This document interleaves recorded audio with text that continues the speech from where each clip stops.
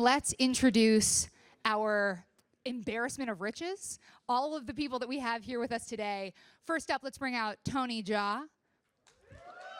We also have future Hall of Famer Michael Bisping, Ariadna Gutierrez, Kris Wu, Hermione Corfeld, Tony Gonzalez, Nikki Jam, Ruby Rose, Donnie Yen, Deepika Padukone, Nina Dobrev, our director, DJ Caruso, and not just the star, not just the producer, but your XXX and mine, we've got Vin Diesel.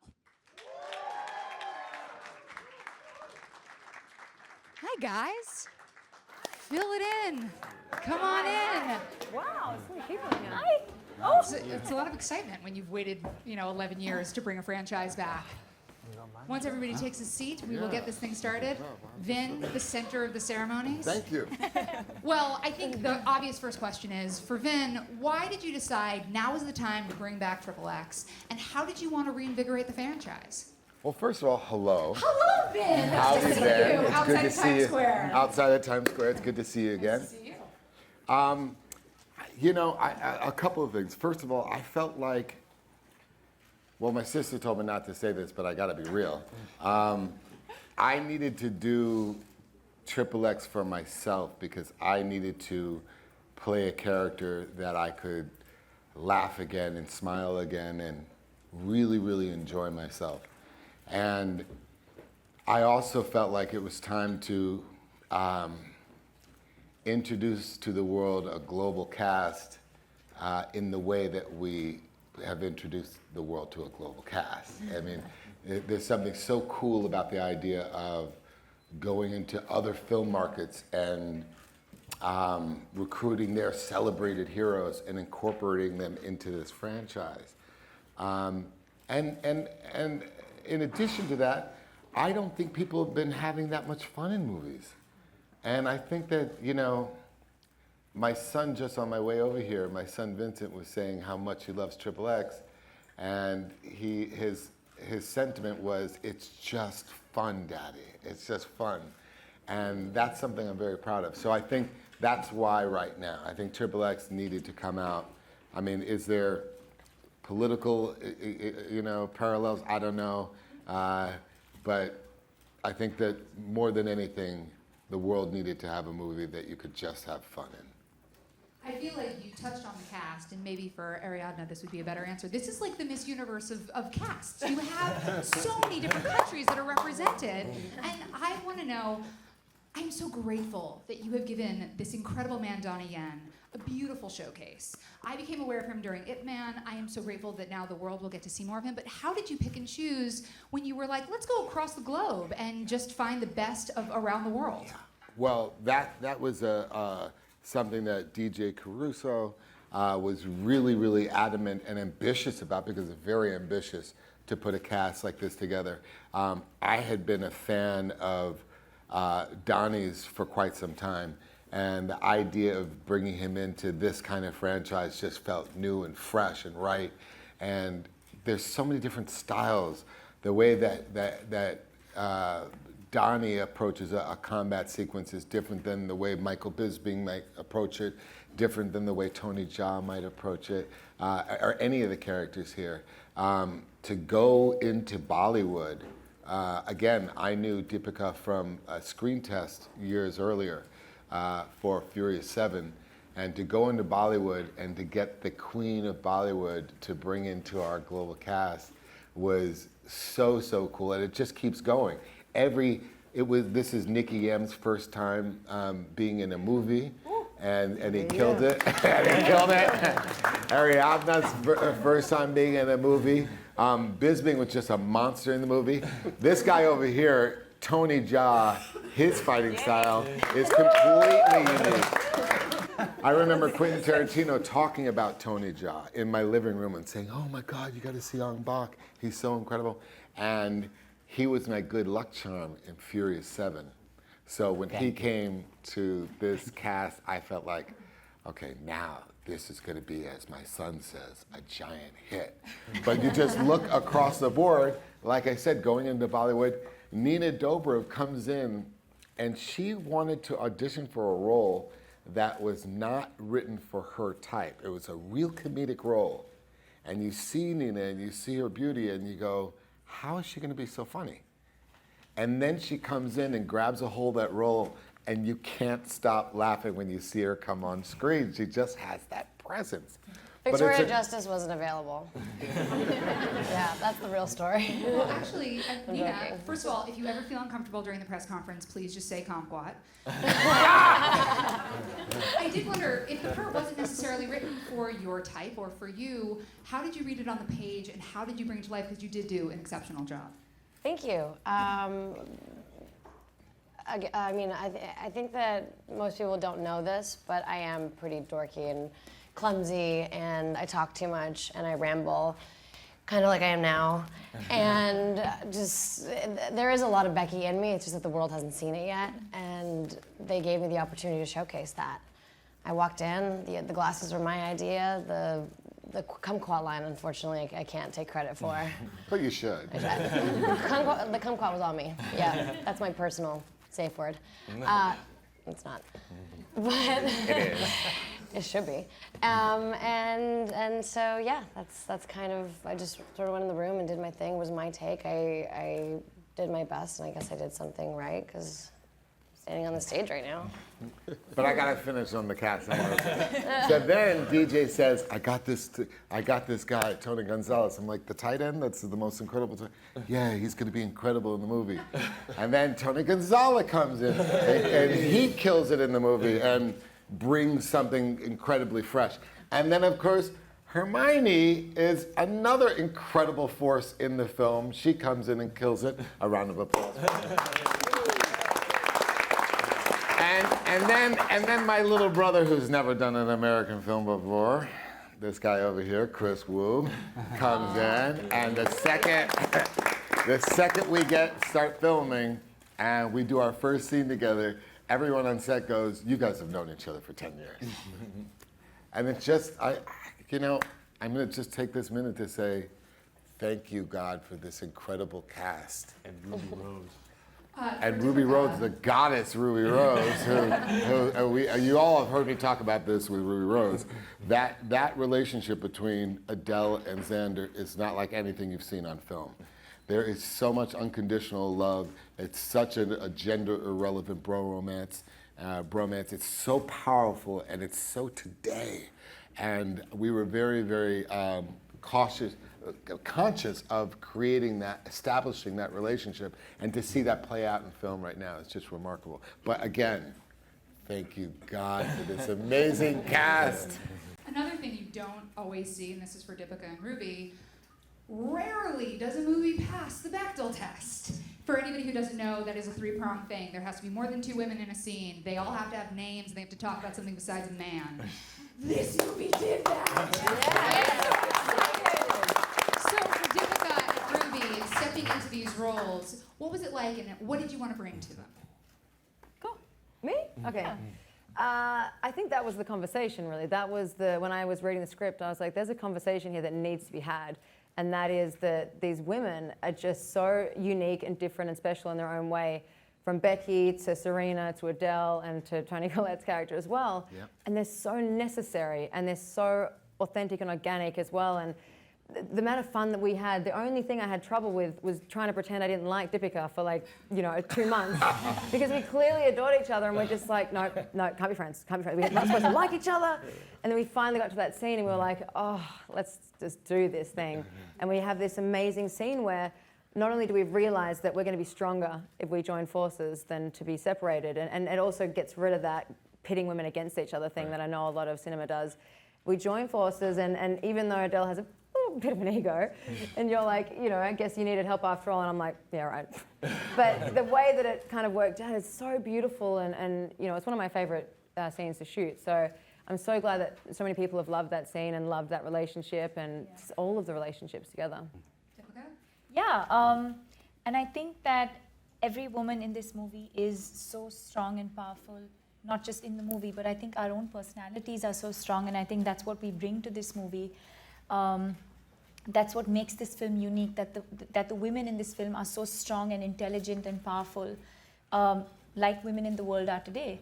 And especially about Ruby and me, that's one of my most favorite sequences, and I could not have asked for a better partner. We'd have such an amazing time off screen, and then we had to have this weird tension when we were filming, and that was weird. But she's really just the best partner I could have asked for, and that's really like my most fun sequences, and it was fun because it was her. Kris, you play a DJ in this movie. At any point were you like, dude, let me just rock this mic because I don't need to be DJing right now? Yeah, I've been thinking about that. Yeah. Yeah. Is that DJ. renegotiated? I'm a It's DJ. like the sequel. Is it time to play some music? Play some music. For both Donnie and Toni, you guys are so accomplished in martial arts, and you're also choreographers. Was there anything that you decided you wanted to bring to some of the sequences, or did you look at any of the choreography and go, I got this, I'll just do it, I take care of it? I don't know, I just came in and had fun. I mean, I didn't really thought too much about it. I mean, I know that I'm going to be working with Vin, and that's really exciting. You're And not it was from really the planet. exciting. And every day was like a carnival for me. It was like he's a very warm individual, a great producer, and you know what? I think you could be an agent because I think I'm going to change my agent. You've been selling me and everybody else better than everybody, all the agents I've met.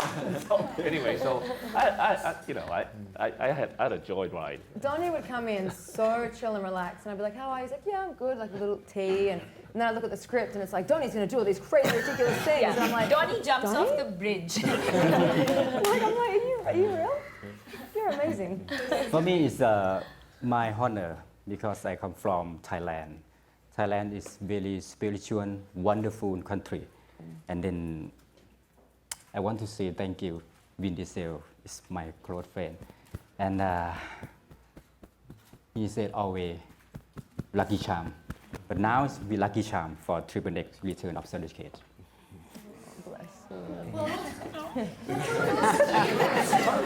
Who's got questions? Debbie. Well, first of all, I've got to congratulate all of you. Vin, you said it best. This is fun, fun, fun from beginning to end. I'm even going to go pay money to see it again. Yes. Opening week.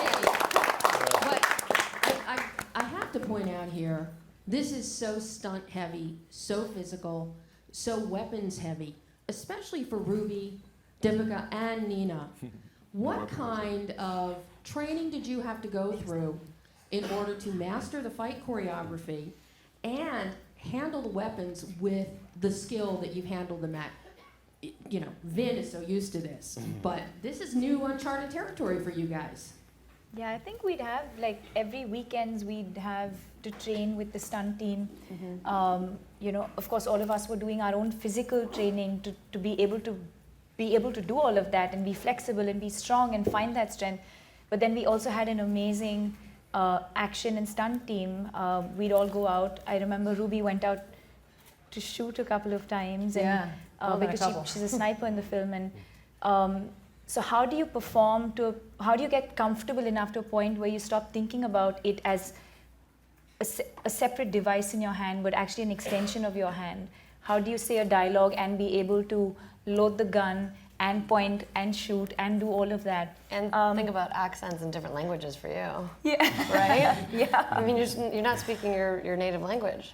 Yes, which is Another added, but you killed it. You did so well. I think it was fun. I think when you have an amazing team that makes you feel confident, like if our teacher tells us that you can do it, I think that gives us the confidence, and we know that we can go out there and perform. And we had an amazing team that sort of gave us that strength and confidence. Hi, this is for Donnie and Vin. Again, it's about the stunts, Yeah. and you guys were just so amazing.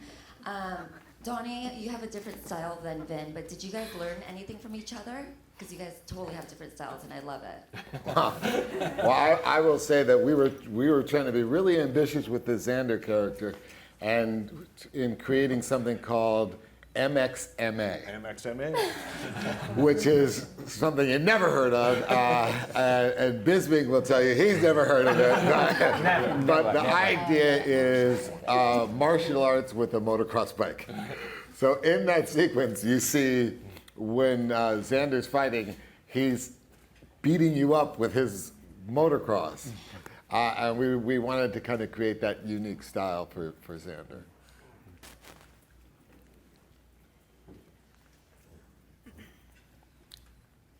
Hey, man. I wanted to speak about Michael Bisping, sub-champ. Yeah, bud. The guy's up there. Champion of the world. Champion. Future Hall of Famer. I wanted to ask you, he's up there. Yeah. He's up there filming. He gets a 1 week notice to come down and knock Rockhold out. Yeah. He does it, gets the job done. Yeah. Gets that belt on the mantle. How assertive were you? Like, you must have just looked like a genius. Like, I picked totally the right guy for this. You are so right. You are so right. Well, I'll let Bisbing tell you. I mean, he was filming, and we all filmed very intensely. You know, one of the reasons why the film is so much fun to watch is because we had so much fun making it. But the amount of fun that we had making it doesn't take away from how much effort everyone put into every aspect of it. There were moments when I would be doing some fight sequence or little thing in the movie, and Michael Bisping would say, no, let's add this, let's change that, and bring some of his expertise. What happened was, I think, first of all, he's had more fights in the UFC than anybody. One day he's going to tell his story, and his story, his true story, is, in my view, one of the most fascinating and compelling stories of any fighter ever in any combat sport. But I'm not going to get into, he'll tell you that when that unravels. Shut up, Vin. Shut up, I'm shutting up. But there was a great power on set. There were so many great things that happened to people once they left our set because there was so much love on set. And there was something, I remember talking to him when he got the call. He got the call while he was filming. And I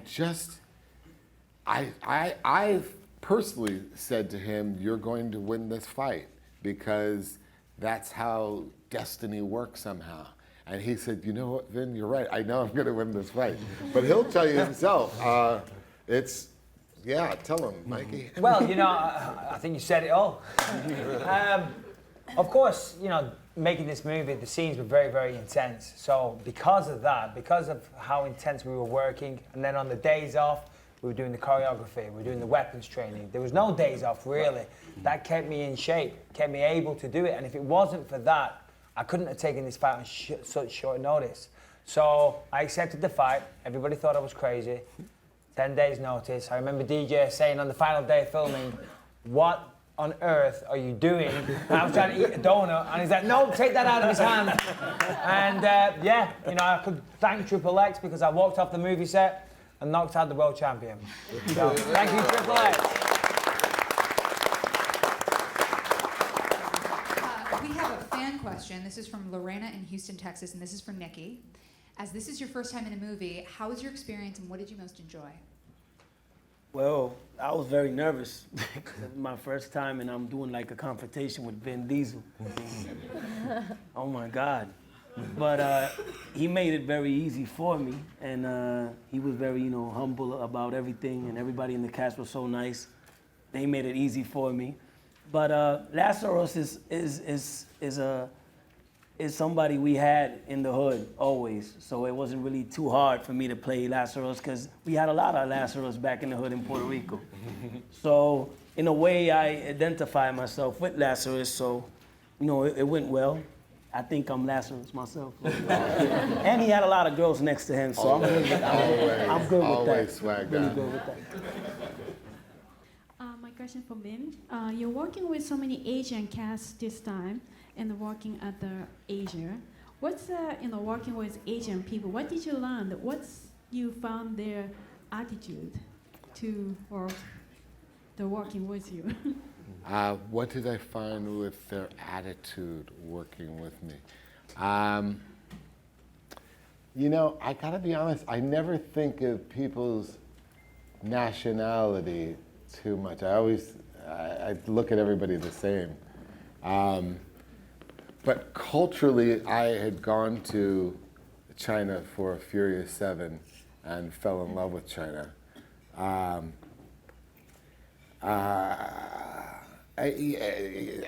can't, it's impossible for me to just say one group of people or, you know, separate groups of people like that. I don't know why.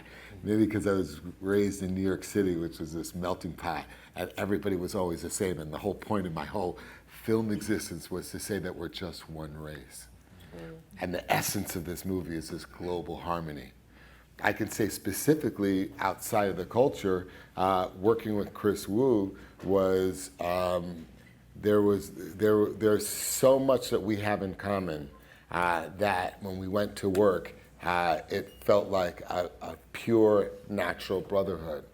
I can say the second Donnie and I met, it must have been 60 seconds before we both started talking about our kids. And we looked at each other like, oh my God.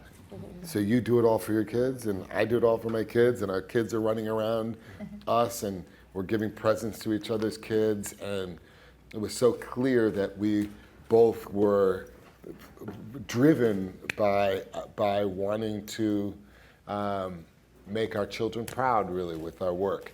And seeing, you know, in Hollywood, I sometimes get a bad rep for being a perfectionist. It's something that's not always welcomed in Hollywood because you're always pushing people and you're pushing yourself to be the best that you could be.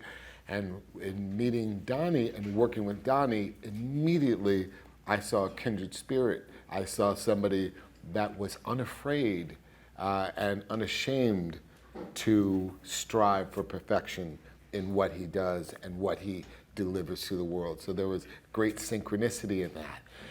With Toni Jaa, right from the very beginning, some of my best and famous moments and favorite moments in shooting Furious 7 was training with Toni Jaa. And he has such a